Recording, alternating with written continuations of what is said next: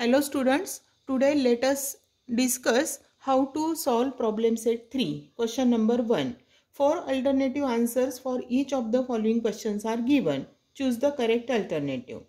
आता इथे आन्सर लिहिताना आपल्याला फक्त ए बी सी डी पैकी करेक्ट ऑप्शनचा फक्त लेटर लिहायचं आहे. नंबर लिहायचा क्वेश्चनचा आणि लेटर लिहायचं आहे. पण ॲक्च्युली आपल्याला हे सगळे सॉल्व करून मग आपल्याला आन्सर मिळत असतं. So let us solve.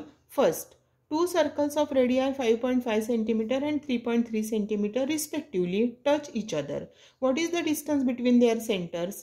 आता इथे फक्त टच करतायत सांगितलंय. एक्सटर्नली की इंटरनली हे नाही सांगितलेलं आणि म्हणून आपण या दोनही कंडिशन्स कन्सिडर करायचं आहे. जर हे दोन सर्कल्स एक्सटर्नली टच करत असतील तर त्यांच्या सेंटरमधलं डिस्टन्स म्हणजे रेडियाय ॲड करायला लागतील, जी ॲडिशन मिळेल 8.8. आणि जर इंटरनली टच करत असतील तर सबट्रॅक्शन करायला लागेल रेडियाचं, म्हणजे आपल्याला मिळेल 2.2 आणि म्हणून ऑप्शन डी जो आहे तो करेक्ट आन्सर आहे.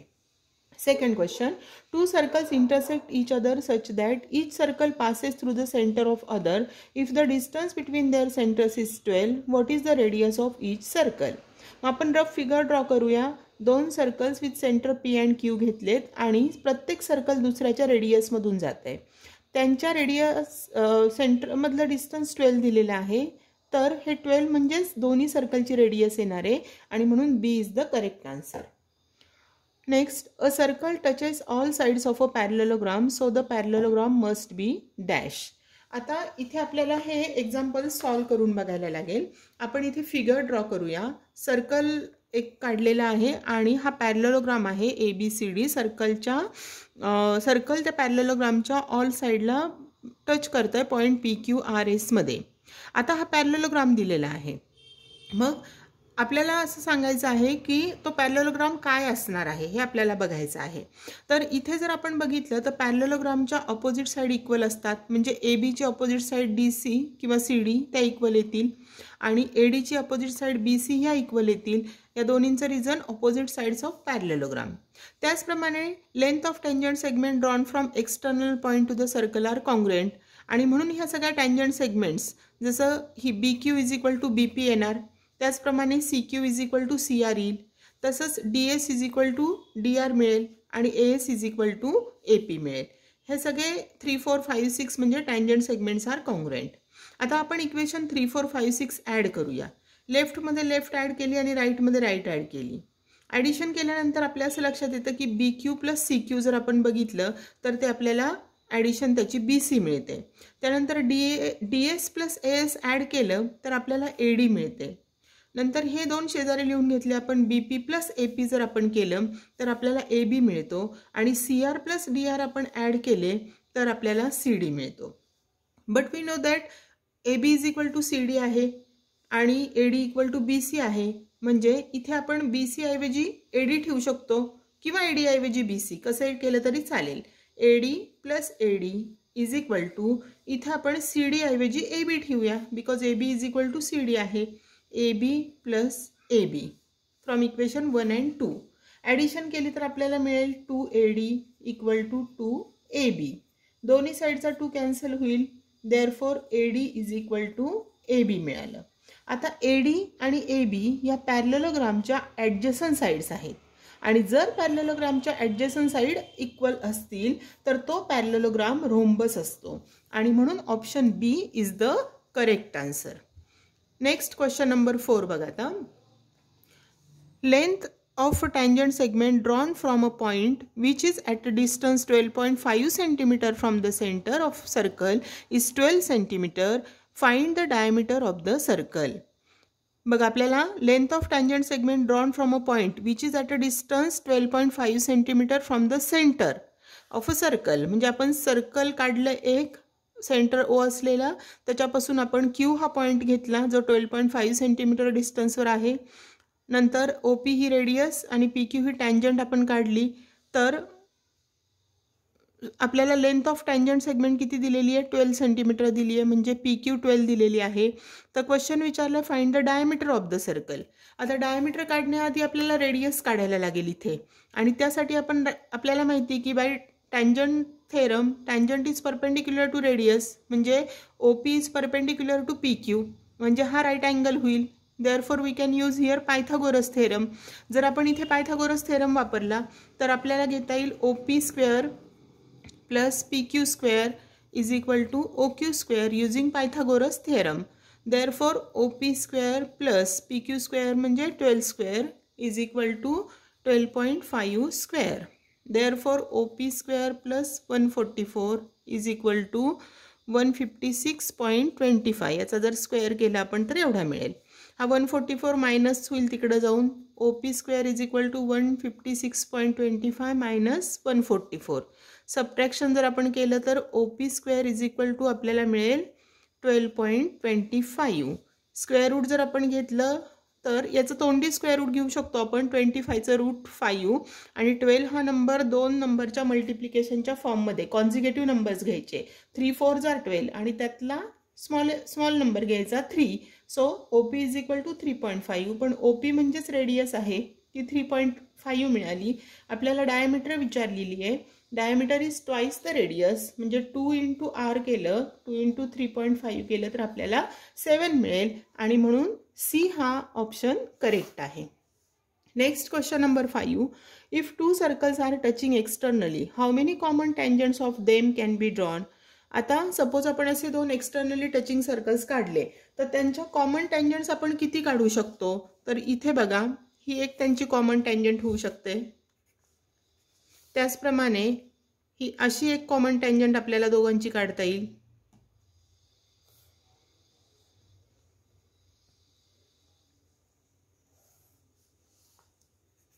तशीच इकडच्या बाजूने सुद्धा एक कॉमन टँजंट आपल्याला काढता येईल. दोन्ही सर्कलला टच करून जाणारी लाईन. मग अशा किती कॉमन टँजंट्स काढता येतील तर 3. So C is the correct answer. Now question number 6. Angle ACB is inscribed in arc ACB of circle with center O. If angle ACB equal to 65 degree, find major arc ACB. बघा आता इथे आपण rough figure काढलेली आहे. Angle ACB दिलाय 65 degree. O is the centre of the circle. तर major arc ACB म्हणजे ही arc विचारलेली. Inscribed अँगलची जी आर्क आहे ती विचारलेली. मग आता ACB जर आपल्याला 65 दिलं असेल तर त्याची इंटरसेप्टेड आर्क त्याच्या डबल असेल म्हणजे हे असेल 130 डिग्री आणि पूर्ण सर्कलचं मेजर 260 असतं 360 डिग्री असतं. त्यातलं हे 130 मायनस केले 360 मधून तर ही जी आर्क ACD आहे हिचं मेजर आपल्याला मिळेल 230 degree. So option D is the correct answer. Next question number 7 cancel केलेला आहे. क्वेश्चन नंबर 8 बघा आता. In a cyclic quadrilateral ABCD, twice the measure of angle A is thrice the measure of angle C. Find measure of angle C. आता A आणि C angle बद्दल दिलेलं आहे. Cyclic quadrilateral ABCD असेल तर A आणि C हे opposite angles होतील आणि सायक्लिक क्वाड्रिलॅटरलचे ऑपोजिट अँगल्स सप्लिमेंटरी असतात. Therefore angle A plus angle C is equal to 180 degree opposite angles of cyclic quadrilateral. इथं रिलेशन काय दिलेलं आहे. Twice the measure of angle A म्हणजे आपल्याला असं दिले 2 angle A is thrice the measure of angle C is equal to 3 angle C. मग आपण काय करूया या इक्वेशनला पूर्ण इक्वेशनला 2 ने मल्टिप्लाय करू कारण 2 अँगल Aचं रिलेशन दिले आपल्याला. मग आपल्याला असं मिळेल 2 angle A plus 2 angle C is equal to इथे 180ला मल्टिप्लाय केलं की मिळेल इज इक्वल टू 360. पण 2 अँगल A ऐवजी आपण ठेवू शकतो 3 अँगल C. मग इथं 2 अँगल A ऐवजी आपण जर ठेवलं 3 angle C plus 2 angle C equal to 360. 3 plus 2 add केले तर मिळेल 5 अँगल C इक्वल टू 360. 5 इकडे जाऊन डिवाइड केला 360ला तर angle C is equal to 72. So B is the correct answer. Next question number 9. Point A B C are on circle such that major arc AB equal to major arc BC equal to 120 degree. बघा आपण सर्कलवर 3 points घेतले A B C. हे circle आहे. Major arc AB 120 degree आहे. Major arc BC सुद्धा 120 degree आहे. तर क्वेश्चन असं पुढे असं सांगितलंय no point except B is common to the arcs. बघा हा B हा या दोन्ही आर्क्सला कॉमन पॉईंट आहे एकटाच. Which is the type of triangle ABC. आता हा ABC जो ट्रायंगल आहे तो कुठल्या टाईपचा होईल असा प्रश्न विचारलाय.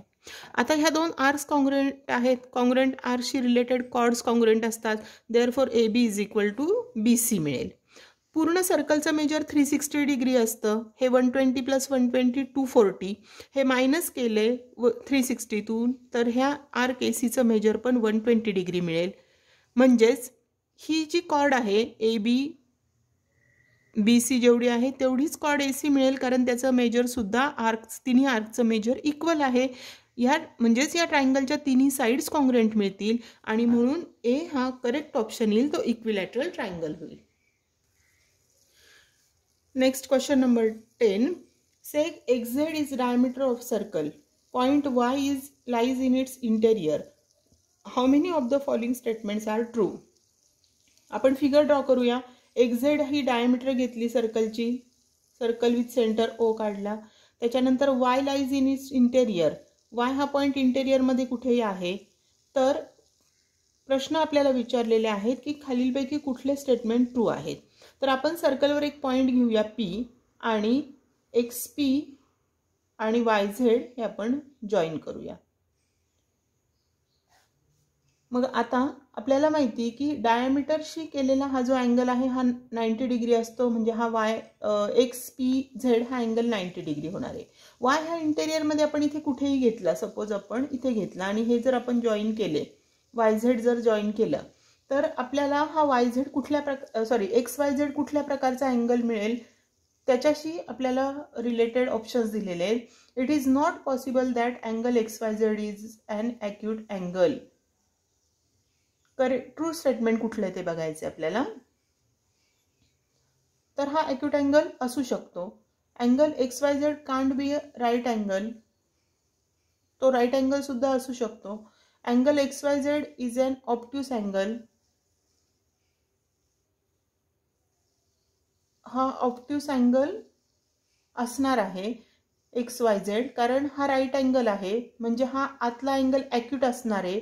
हा ॲक्यूट आहे म्हणजे हा ऑब्ट्यूस असेल, कारण हे लिनियर पेअर फॉर्म करतात. आणि fourth option, can't make a definite statement for angle XYZ. तर आपण हे सांगू शकतो की XYZ हा ऑब्ट्यूस अँगल आहे, म्हणून only 3. Option C is the correct answer.